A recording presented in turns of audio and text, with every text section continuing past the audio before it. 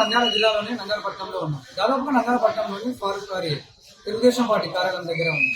ఈ ఓట్ల వేర్చింపు కార్యక్రమంలో భాగంగా ఇలా వైఎస్ఆర్సీపీ పార్టీ నుంచి సుభాష్ రెడ్డి గారి ఇక్కడికి రవికుమార్ గారు అందరూ కూడా వైఎస్ఆర్ కాంగ్రెస్ పార్టీ అందరూ కూడా నంద్యాలపట్నంలో తెలుగుదేశం పార్టీ గెలుస్తుందని ఒక చిన్న ఆలోచనతో సినిమా యాక్టర్లు అందరికీ కూడా నంద్యాలపట్నానికి తీసుకురావడం, అదేవిధంగా అందులో భాగంగా అలా అర్జున్ ఇక్కడికి వచ్చి నంద్యాలపట్నానికి వచ్చి పార్టీ తరఫున కార్యక్రమాలను కూడా ఇక్కడ నిర్వహించారు. కార్యక్రమాలు నిర్వహించే సమయంలో చాలా మంది కూడా ఇబ్బందులు ఎదుర్కొనే సమయంలో ముందస్తు చూడడం జరిగింది.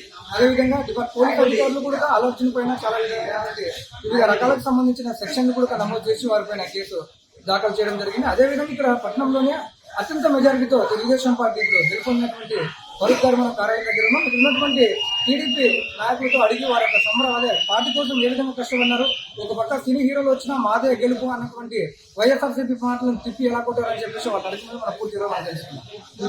నా పేరు లోకేశ్వర రెడ్డి,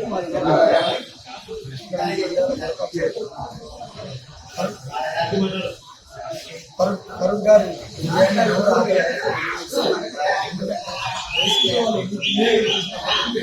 ఇన్ని ప్రభావాలకు ఓటర్ మహాశైలం ఎక్కడా వంగకుండా, ఎవరికి భయభ్రాంతులకు గురి కాకుండా స్వచ్ఛందంగా ఓటు వేసి తెలుగుదేశం మెజార్టీకి అఖండ మెజార్టీని ఇచ్చారు. ముఖ్యంగా ఇక్కడ చెప్పాల్సిన విషయం ఏంటంటే, వైసీపీ ప్రభుత్వము ఎన్నో ప్రభావాలకు లోపైనా, ఎన్ని డబ్బు కాన్సులు ఏర్పాటు చేసిన తర్వాత వచ్చేసి ఏమేమి పథకాలు పెట్టినప్పటికీ కూడా ఆఖరణ రైతులకు ఇబ్బంది పెట్టడం చాలా ఇబ్బందికరం. ఏంటంటే, మహామా చక్రవర్తులు అయినప్పటికీ మన ఆంధ్రప్రదేశ్లో రైతు దగ్గరకు వచ్చేసరికి ఎవరైనా పడిపోవాల్సింది.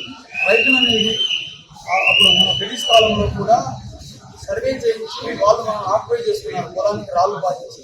అదేవిధంగా బ్రిటిష్ పాలన నియంత్రణ పరిపాలన తీసుకురానికే జగన్మోహన్ రెడ్డి రాజు పార్టీ నా భూమి నా ఇష్టం నా రాష్ట్రం అనే గర్వంతో ఆక్యుపై చేసుకోవాలా నా రాష్ట్రాన్ని అనే దురుద్దేశంతో చేయాల్సి వచ్చినప్పుడు ప్రతి వ్యక్తికి అర్థమైపోయింది, ఈయన దురుద్దేశపూరితంగా రాష్ట్రాన్ని నిరంతలా పరిపాలించాలనే ఉద్దేశంతో ఉన్నాడని ప్రతి ఓటర్ మహాశయుడు తెలుసుకొని గెలిచినాడంటే మన భూమి మనకు లేకుండా చేస్తాడు, లేకుండా చేసి అసలు జడ్జిమెంట్ అనేది లేకుండా చేసి పిఆర్ఓలను పెట్టి నియంత్రించి పొలం అమ్ముకోలేకుండా చేసి విధానాన్ని తీసుకురావడానికి నాంది పలకడంతో పక్కా వైసీపీ ఓట్లు కూడా రైతు అనేవాడు ఎవరైనా సరే వైసీపీ అనేది కాకుండా వైసీపీకి ఓటేసే వ్యక్తి కూడా టీడీపీకి ఓట్లు వేశారు.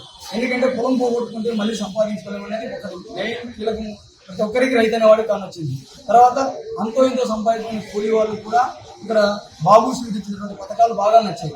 6 షూరిటీల్లో తల్లికి వందనం అని చెప్పేసి పుట్టిన ప్రతి బిడ్డకు డబ్బులు ఇచ్చాడు. ఆయన ఏం చేశాడు, అమ్మఒడిని ఒక్కరికి ఇచ్చాడు. ఇక్కడ ప్రతి పాపకు ఎంతమంది 5 మంది ఉన్నా కంట్రోల్ అనేది లేదు, ఎంతమంది అంటే అంతమందికి తల్లికి వందనం ఇచ్చాడు. తర్వాత వచ్చేసి ప్రతి మహిళ ఉచిత బస్సు మన రాష్ట్రం అంతా తిరగడం అంటే వీధ వికలకు ఏ ఇబ్బంది లేకుండా ఉంటుంది. తర్వాత వచ్చేసి చదువుకున్న పిల్లలు ఉద్యోగం సంపాదించిన వాళ్ళు నిరుద్యోగం ఇస్తున్నాడు. తర్వాత వచ్చేసి మన రైతులకు బీమా పథకం కూడా ఆయన కేంద్రంతో కలుపుకొని 13,000 ఇస్తే ఈయన 20,000 రూపాయలు ఇస్తున్నాడు. తర్వాత వచ్చేసి 3 గ్యాస్ సిలిండర్లు ప్రతి ఒంటింటి మహిళకు 3 ఉచిత గ్యాస్ సిలిండర్లు అంటే చిన్న చిన్న కుటుంబాల వాళ్ళ రైతు పిల్లలకు 3 నుంచి 4 సిలిండర్ అయితే సరిపోతాయి. అటువంటి 3 సిలిండర్లు ఉచితం వచ్చినప్పుడు చాలా మంచిది. అక్కడ కూడా ప్రతి ఇంటి మహిళ మొగ్గు చూశారు. తర్వాత వచ్చేసి నిరుద్యోగ యువకులు అనేవాళ్ళు మెగా డిఎస్సిని ఖచ్చితంగా ప్రోత్సహించి టీడీపీకి ఓటేశారు. అంటే రాష్ట్రంలో ఇన్ని పార్టీలు రావడానికి గల కారణం సంక్షేమ పథకాలే అంటారా? సంక్షేమ పథకాలు ఒకటి, ఫ్యూచర్ ప్లాన్ అనేది చంద్రబాబు నాయుడు గారికి ఉన్నాయి. ఎందుకంటే ఎకనామికల్ గా అతను ఎకనామిక్స్ అర్థశాస్త్ర కోవిదుడు కాబట్టి అభివృద్ధిని సృష్టించే సంపదను అభివృద్ధి చేసి సంపద సృష్టిస్తాడనే ఉద్దేశం ఉంది.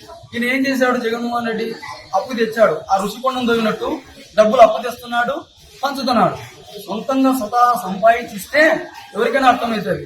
అలా కాకుండా రాష్ట్రాన్ని నడపాలంటే రోజు 600 కోట్లు అప్పు చేస్తున్నాడు. అంటే దరిదాపుగా 1800 నుంచి 2000 కోట్లు అప్పు చేసేసరికి రాష్ట్రానికి సంవత్సరానికి 3 లక్షల కోట్ల రూపాయలు అప్పు ఇచ్చింది. అలాగా ఈ 5 సంవత్సరాల్లో 15 లక్షల కోట్లు అప్పు చేశారు. అదే చంద్రబాబు నాయుడు గారు క్రితం ముఖ్యమంత్రి ఉన్నప్పుడు 2014లో 4 లక్షల కోట్లు అప్పు చేశారు. ఎందుకంటే అభివృద్ధిని మనం బేరీజ్ చేసుకోవాలి. ఎవరైనా సరే ఊరికి ఓటేయడం గుడ్డిగా ఓటేయడం కాదు. ఇప్పుడు అప్పు చేశామంటే ఒక ఇంట్లో తల్లిదండ్రుల నుంచి పద్ధతిగా ఎలాగ నడుస్తుందో అలాగే రాష్ట్రం కూడా నడుస్తుంది. 4,000 కోట్లకు ఆ రోజు 40% అభివృద్ధి చేశాడు. ప్రపంచంలోనే కనివిని ఎరగని విధంగా 35,000 ఎకరాలు రాజధానికి ఇప్పించినటువంటి ఏకైక ముఖ్యమంత్రిగా ఎవరంటే చంద్రబాబు నాయుడు చెప్పాలి. ఎలాగంటే డబ్బులు పెట్టి కొనకుండా అభివృద్ధిని ఆకాంక్షించి రైతులు ముందుకు వచ్చిస్తే దాన్ని నాశనం లేపాడా, రాజధాని కట్టలేదా అయినా. తర్వాత ఒక స్థానికంగా ఉన్నా కూడా స్థానికంగా లేకపోయినా కూడా ఒక ముఖ్యమంత్రిని కూడా అభివృద్ధిని ఆకాంక్షించి అమరావతిని రాజధాని చేయాలి. ఆ రోజు ప్రతిపక్షంలో ఉన్నప్పుడు అమరావతి రాజధాని ఆయన ఒప్పుకున్నాడు. తర్వాత వచ్చేసి పోలవరం రివర్స్ టెండరింగ్ చంద్రబాబు నాయుడు గారు కాపర్ డ్యామ్ కట్టాడు.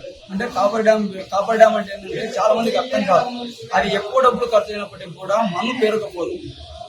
ఎందుకంటే అతను స్వచ్ఛందంగా శ్రీశైలం రిజర్వాయర్లో చూశాడు ఏ విధంగా సంజీవరెడ్డి గారు నీలం సంజీవరెడ్డి గారు ముఖ్యమంత్రిగా ఉన్నప్పుడు శ్రీశైలం డ్యాం పూడకపోయింది, నీళ్లు కొద్దిగా పడుతున్నాయి. పోలవరం అలా పూడకపోకూడదనే విషయంతో కాపర్ డ్యాం కడితే కాపర్ డ్యామ్ లో మన్ను ఎంతసేపు ఉన్నా వైరం వచ్చి నీళ్లు కొట్టుకుపోతాయి. అలాగా ఖచ్చితమైన పనులు అంటే మౌలిక వసతులు కానీ ఏదైనా కానీ స్టాండర్డ్ గా నిలబడేది ఒక్క పని చేయలేను. డబ్బులు తెచ్చి ఇచ్చేది ఒకటి పంచేది ఒకటి నేర్చుకున్నాడు. తన జోబిలో నుంచి ఇస్తే మాత్రం ఎవరికి చేత కాదు.